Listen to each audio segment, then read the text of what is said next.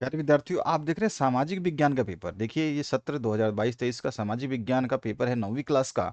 एक विद्यार्थी ने भेजा है और बोला सर इसका सॉल्यूशन चाहिए। तो चलिए इस सॉल्यूशन को हम देखते हैं, इसमें क्या क्या उत्तर रहेंगे उसकी हम बातें करते हैं।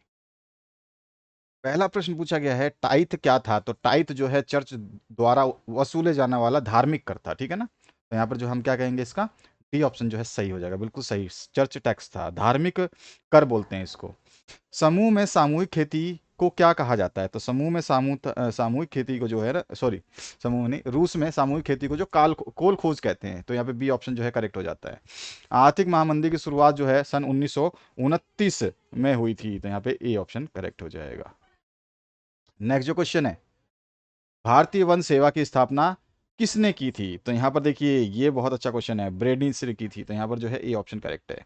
राजस्थान के रेगिस्तान में रहने वाला चरवाहा समुदाय जो है कौन सा है? तो वो है आपका, बिल्कुल सही, राय का। अभी अभी मैंने एक एसएसटी का पेपर कराया, उसमें काफी क्वेश्चन इसमें से भी आए हुए हैं, या कहिए कि उसमें से इसमें क्वेश्चन आए हुए। दक्षिण दिशा में स्थित भारत का कौन सा पड़ोसी देश है? बिल्कुल क्वेश्चन ऐसा का ऐसा उठाया, श्रीलंका जो है दक्षिण में है, आप सभी को पता है। उत्तर में जो है आपका श्रीनगर है, और नीचे की तरफ श्रीलंका है। नेक्स्ट जो प्रायद्वीप भारत की सबसे बड़ी नदी है, प्रायद्वीप भारत की जो सबसे बड़ी नदी है वो कौन सी है? तो वो है गोदावरी। यहाँ पे बी ऑप्शन करेक्ट हो जाएगा। नेक्स्ट जो क्वेश्चन है उसकी बात करते हैं।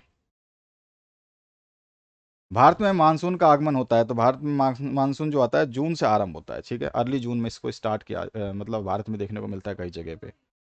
भारतीय शेरों का प्राकृतिक आवास स्थल जो है कौन सा है? तो वो भारत प्राकृतिक आवास स्थल जो है गिरवन है, ठीक है। तो प्राकृतिक आवास तो गिरवन है। और सफेद शेरों की बात होती तो वो था आपका सुंदरवन। उसके बाद जो नेक्स्ट क्वेश्चन है उसको देखते हैं। निम्न में से किस राज्य में सर्वाधिक महिला साक्षरता दर पाई गई है? तो वो केरला है, बिल्कुल सही आंसर है ए ऑप्शन, सी ऑप्शन, ठीक है। नेक्स्ट जो क्वेश्चन है उसकी बात करते हैं। जनता का जनता के लिए एवं जनता द्वारा शासन जो है, इसका क्या अर्थ है? ये किसने कहा था? ये किसका कथन है? अर्थ नहीं, किसका कथन है ये? तो ये कथन जो है दिया था अब्राहम लिंकन ने। तो सी ऑप्शन जो है इसका करेक्ट हो जाता है। नेक्स्ट जो क्वेश्चन है, देश में चुनाव कराने का दायित्व जो है किसका होता है? तो यहाँ पर जो आंसर आ जाएगा चुनाव आयुक्त का होता है, ठीक है। तो चुनाव आयुक्त जो है इसका आंसर हो जाएगा चुनाव आयुक्त का। तो सी ऑप्शन जो है करेक्ट हो जाएगा।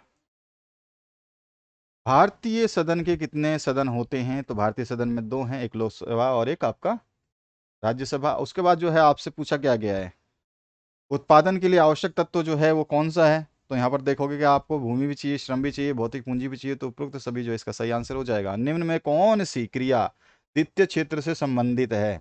तो यहाँ पर जो क्रिया है वो आपकी द्वितीय क्षेत्र में कौन सी आती है? तो जो भी हम निर्माण करते हैं, मैन्युफैक्चरिंग करते हैं, वो आपकी द्वितीय क्षेत्र में आती है, सेकंड में आता है।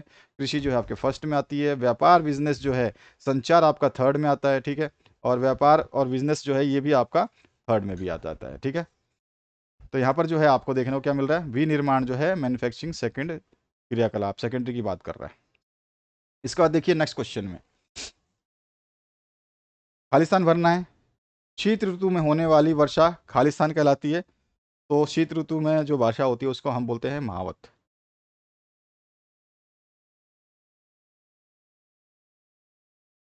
उसके बाद जो नेक्स्ट क्वेश्चन है इसमें पूछा गया आपसे, डल झील, नैनीताल व लोकताल खालिस्तान पानी की झीलें हैं। तो कैसे पानी की झीलें हैं ये? तो ये मीठे पानी की झीलें हैं। इसका आंसर हो जाएगा मीठे।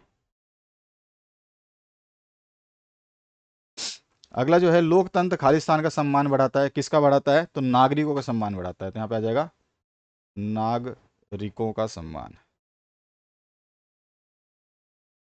नेक्स्ट जो क्वेश्चन है इसमें आपसे, खालिस्तान एक प्राथमिक क्रिया है। तो कृषि जो है एक आपकी प्राथमिक क्रिया है। कृषि है, वानिकी है, उसके अलावा मछली पालन है, ये सारी की सारी क्या है? प्राथमिक क्रिया है। जनगणना किसे कहते हैं ये आप बता सकते हैं। लोकतंत्र की दो विशेषताएं लिख सकते हैं। मानव पूंजी क्या है ये बता सकते हैं। झूम खेती के बारे में समझा सकते हैं। लिंग अनुपात किसे कहते हैं? और जो है इसके अलावा भारत में सर्वाधिक निर्धनता अनुपात वाले दो राज्य कौन कौन से हैं? जिसमें उड़ीसा है और आपका निर्धनता वाला उड़ीसा और बिहार, ठीक है, दो राज्य से सबसे ज़्यादा माने जाएंगे। जर्मनी पर महामंदी के कोई दो प्रभाव आपको बता देने हैं। अति मुद्रास्फीति क्या होती है ये आपको बता देना है। नेक्स्ट जो क्वेश्चन है, 1878 वन अधिनियम के अंतर्गत वनों की किस श्रेणियों के नाम लिख देने हैं आपको। आरक्षित वन, अनारक्षित वन जो है आपको बताना ही है। उसके लिए बुग्याल क्या होता है, आपको पता ही है बुग्याल क्या होता है। और महाध्वंस यानी कि होलोकास्ट क्या है, ये आपको बता देना है। सेक्शन सी की बात करें तो यहाँ पर जो है वनों के संरक्षण के उपाय बता देने हैं। वन अधिनियम के लागू होने वाले गांव वालों पर क्या प्रभाव पड़ा। वन अधिनियम जब लागू हुआ तो गांव वाले पर क्या प्रभाव, ये बता देना है। और राष्ट्रीय मानव अधिकार आयोग की प्रमुख कार्य क्या हैं, ये आपको बताना है। ह्यूमन राइट कमीशन का। सरकार के 3 अंगों के नाम लिखें और उनके कार्य बता दें। तो 3 अंग आप जो है कार्यपालिका, विधायक, विधायिका, ये सब लिख सकते हैं इसमें। इस आपका जो नेक्स्ट क्वेश्चन है, भारतीय संविधान द्वारा नागरिकों को प्राप्त मौलिक अधिकार जो है बता देने हैं। 6 मौलिक अधिकार है, 6 के नाम आपको पता होना चाहिए। नेक्स्ट जो क्वेश्चन है उसकी बात करते हैं। जलवायु को प्रभावित करने वाले कारकों का जो है आपको विवेचना कर देना है। भारत में निर्धनता के प्रमुख कारणों का जो है उल्लेख कर देना है। बफर स्टॉक किसे कहते हैं, ये आपको बता देना है। ये सारे क्वेश्चंस मैंने करा रखे हैं। अगर आपने ये चौथा एसएसटी का, 5वां एसएसटी का पेपर डाल रहा हूँ, इससे पहले जितने जिले में एसएसटी के पेपर हुए हैं सारे अपलोड कर दिए हैं। आंसर्स मैंने बहुत सारे बता दिए हैं उनमें। अगर आपने इन सभी को पढ़ लिया तो आपको कोई दिक्कत आने वाली नहीं है, क्योंकि सभी क्वेश्चंस बताए गए हैं। आर्थिक और गैर आर्थिक क्रियाओं में क्या अंतर होता है, और स्टालिन की सामूहिकरण की नीति क्या थी, यह बता देना है। प्रवास किसे कहते हैं, इनके प्रकार भी बताने हैं आपको।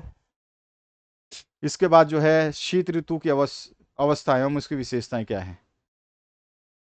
और यहाँ पर जो है आपसे पूछा गया है, युद्धों से जंगल क्यों प्रभावित होते हैं, और बस्तर और जावा औपनिवेशिक वन प्रबंधन में क्या समानता है, ये आपको बताना है। इसके अलावा जो क्वेश्चंस पूछे गए हैं, राष्ट्रपति के कार्य और उनकी शक्तियां बता देनी है। सर्वोच्च न्यायालय के कार्य और शक्तियां, इन दोनों में से कोई एक करना। ऑप्शंस आपके पास अवेलेबल है। भारत के मानचित्र में मुंबई, गुजरात, अजमेर, केरल और उड़ीसा दिखा देना है। सिंपल सिंपल से स्टेट सारे याद होने चाहिए। 28 स्टेट्स हैं पूरे इंडिया के मानचित्र में, ध्यान रखना है। अभी के डेट में, आज की वर्तमान स्थिति की बात कर रहा हूँ, तो 28 स्टेट तो आपको उंगलियों पर रटे होने चाहिए।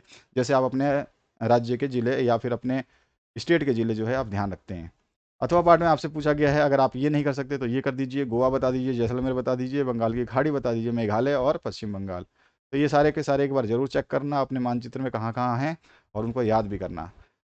आने वाले वीडियोस में आपको और भी सॉल्यूशंस दिए जाएंगे। हमने आपके सभी सब्जेक्ट्स जो है, इंग्लिश, हिंदी, साइंस और संस्कृत, उसके अलावा सोशल साइंस, एसएसटी और मैथ्स, इस सभी के पेपर्स अवेलेबल करा दिए हैं। जो जो बच्चे इनको पढ़ रहे हैं उनके स्कोर बहुत ज़्यादा हाईएस्ट जा रहे हैं। बच्चे का काफ़ी कमेंट आ रहा है कि सर हमारे क्वेश्चंस काफ़ी ज़्यादा जो है हमको हेल्प मिल रही है इन वीडियोस को देखने से, इन पेपर्स को सभी को पढ़ने से।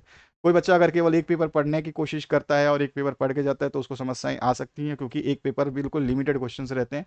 जैसे अगर आप 3-4 क्वेश्चन पेपर पढ़ते हैं तो वो जो है संभावित आपको परिणाम दे देता है जो आप चाहते हैं। उसके अलावा प्लेलिस्ट आपके सामने आ रही है, इस प्लेलिस्ट को देखिए, इसमें आपको बहुत कुछ मिलेगा। सब कुछ जो आपको चाहिए अवेलेबल है। स्क्रीन पे टच करिए और ये प्लेलिस्ट आपके सामने ओपन हो जाएगा। इसमें सारे वीडियोस अवेलेबल हैं। Thank you very much, have a good day.